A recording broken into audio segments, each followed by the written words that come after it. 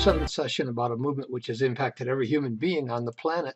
The issue is very real, and we're in a high-stakes conflict, whether we choose to be or not. So keep your cursor near that pause button because we move along at a very fast pace. As you can see, we're now considering the contemporary era, and we're currently dealing with secular and non-Christian forms of ecumenism. Each phase of history has unveiled more about the grand ecumenical scheme. We've been taking brief snapshots of the four most visible faces of ecumenism. Now remember, these will be glances painted with a very broad brush, not exposés. Each portrait adds color to our large ecumenical picture. Our only purpose is to relate these issues to ecumenism as a whole. So here are the four areas which are impacting the overall progress of ecumenism. There's political ecumenism or pluralism. There's secular ecumenism or postmodernism. There is, of course, Catholic ecumenism, Vatican II style variety, and then evangelical ecumenism, focusing heavily on the charismatic and word of faith movements. These snapshots are relevant to all of us because these are folks that we meet in everyday life, and they are souls for whom Christ died.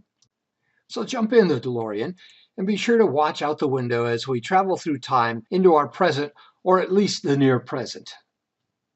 Now, in a previous study, we learned that others would later leverage what Aquinas had done in theology and philosophy when he re-injected the notion that the creation was governed by constants.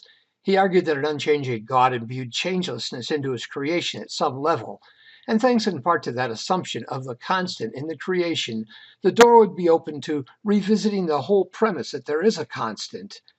700 years after Aquinas, our time machine takes us to an interesting turn in history. By re-embracing the idea of the constant, we entered into the age of the modernistic experiment. As materialistic modernism will come into full bloom, it will essentially deny the spirit world by declaring its agnosticism toward anything that could not be verified by observation and the senses. It was blindly enamored by the fact that man could build a unified system of knowledge based on materialism and materialism alone. Now, at first glance, this modernistic period may appear to be counterproductive to the ecumenical movement, which strives to unite spirit and matter, heaven and earth. However, it actually served to prove once and for all that man is a spiritual being who cannot deny his spirituality, no matter how hard he tries, and not all knowledge is derived materially. Political and secular modernism will utterly fail and be given a decent burial in 1989. Most folks have heard the term postmodern, but many still don't quite have a handle on it. To understand it, we have to understand what modernism is. If you're 50 or older, you understand the modernist days. You grew up in the modernist era. Better living promised through chemistry. You were taught inevitable promise. Perhaps one more war should do it. You were taught that if you can't touch it, it isn't real. And you were taught that science and education would eventually solve all of our problems. Those days were filled with promise and ended in epic failure for materialistically based modernism. It's no wonder you're so grouchy. Before we look at the other side of the coin, it's time for our little micro lesson. Are you hanging on to the first principle of modernism yourself? Just as good men can be so obsessed with evolution that they blind themselves to the facts, so 20th century modernists were determined to live by their empirical Bible. There's a novel story about Einstein that underscores this. This obsession with a constant was so in vogue with scientists that even Einstein himself kowtowed to the mood of the day and fudged his theory of relativity to accommodate the idea of a constant. Now, modernism is not dead. It did serve one good purpose. It left men with an even greater spiritual void. It failed utterly, however, at addressing mankind's spiritual needs. If you're younger than 50, you understand the mood, if not the definition, of postmodernism. This movement represents a spiritual pendulum swing dedicated to deconstructing modernism at every point in order to pave the way for progress.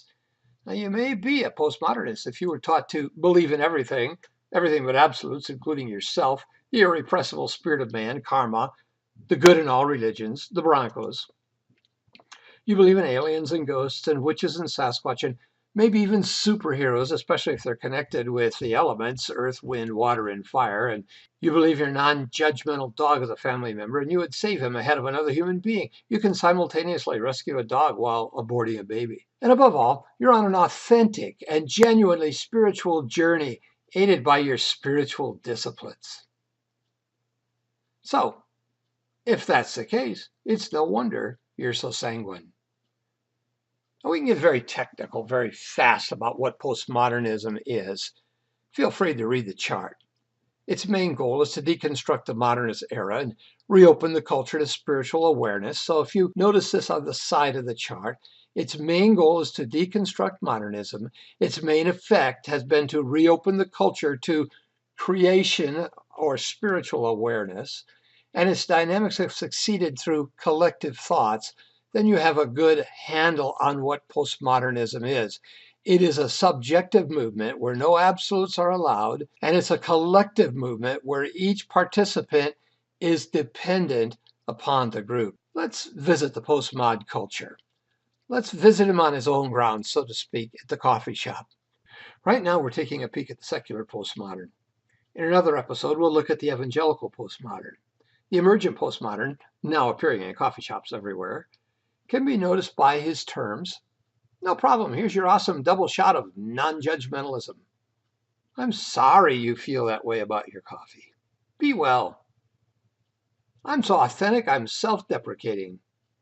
I want to hear your story, though I may not remember it all that long. Of course, we're having a little fun, but I think you get the point. Postmoderns must represent the ultimate of anomalies even to themselves. Oh, that's right. Anomalies must be the order of the day in a world with no absolutes. However, they're not as contradictory as they appear. Their special drinks all come from the same coffee bean. Now, the postmodern is up to more than just demoing the modernist kitchen. He's rushing back to ancient pagan practices as quickly as time allows. So let's talk about finding our open door. Engaging a postmodern can be like engaging a hummingbird. Many PMs live in the present. So I'll try to ask leading questions which can be leveraged into a conversation and show him that I am genuinely interested in him. And as in all sharing conversations, I'll seek to identify something which can lead to more conversation. And if he queries me sincerely, I may start off with something like, I'm a part of the world's most ancient belief system, just to get his attention. To be an authentic postmodern, one must be emergent. Emergence is the notion that the whole will converge, and it'll be greater than the sum of its parts. Postmoderns are themselves part of a collective whole. The whole will emerge irrepressibly once modernism is deconstructed. The spiritual and evolutionary process will be allowed to thrive once again, and this new consciousness and awareness will be the result of our combined meta-narratives. So how do I find my door? Well, if given the opportunity, I'll explain there are two independent convergent systems in the universe: creator-based worship and creation-based worship. Have you heard the story of Paul when he encountered the ancient philosophers in Athens? Of course, you'll want to read and understand Acts 17 before you get there. The PM would have us think that his naked transparency equates to true authenticity.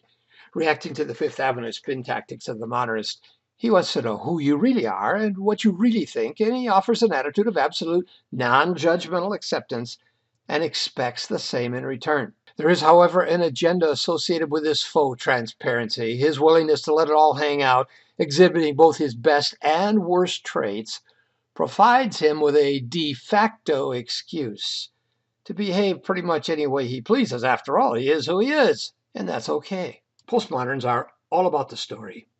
When the PM shares his rare moments of honest transparency, I'll be sure to share my story with the solutions I've found. I remember what life was like before Christ came into my life. I never knew he was someone I could actually know. I remember how I could not overcome my faults, at least for any length of time. You get the picture. In his full-blown rejection of modernism, the postmodern has thrown the doors wide open to spirituality, and he'll investigate anything from yoga to Zen. These pseudo-sources of spirituality offer little more than temporary interludes of serenity, What he does not know is that these clouds without water will not fill the void in his heart any more than modernism did for a previous generation. Above all, there are probably more postmoderns in your community than there are all of the cultists combined. They may like cold express coffee, but they need love and they need a warm express gospel. Like the cold technology they love, no one is as socially integrated on the one hand and as lonely inside on the other as the postmodern. Listen, translate his terminology into your world and respond accordingly. Pay attention to his jargon. He has a journey. Let me tell you about my journey. He'll use the word revisit. Take a closer look at what God claims. He'll use the word spirituality. The scriptures talk about having a powerless form of spirituality. He'll use the word deconstruct. Your preconceptions about who God actually is and what he is saying may need to be deconstructed. In other words, listen, translate, and respond. By now, the careful student will notice that the postmodern is merely a pagan in contemporary clothing. Here's what Bible believers know. As well-meaning as postmodernists may be, their own radical departure from the world of absolutes has left life as empty and meaningless to them as it did to modernism in its generation. They're like wandering particles in a chaotic world, hoping endlessly that their theory of everything will somehow emerge. Now, the Bible believer knows he's absolutely wrong in his world of relativism, and the Bible believer's duty is to draw him to a point of decision, to confront him with truth until he denies it. The Bible believer knows the postmodern lives in an eclectic, thus incohesive world, and the true pursuit of wisdom is unified and cohesive and found in the person of Jesus Christ. The postmodern's non-judgmentalism is both judgmental and unloving, and his vapid sensual world may distract him as he flies about from one distraction to another, but it leaves his life empty and without meaning. It may take a little time to know and understand the postmodern, but he's worth it. First, understand the Bible yourself.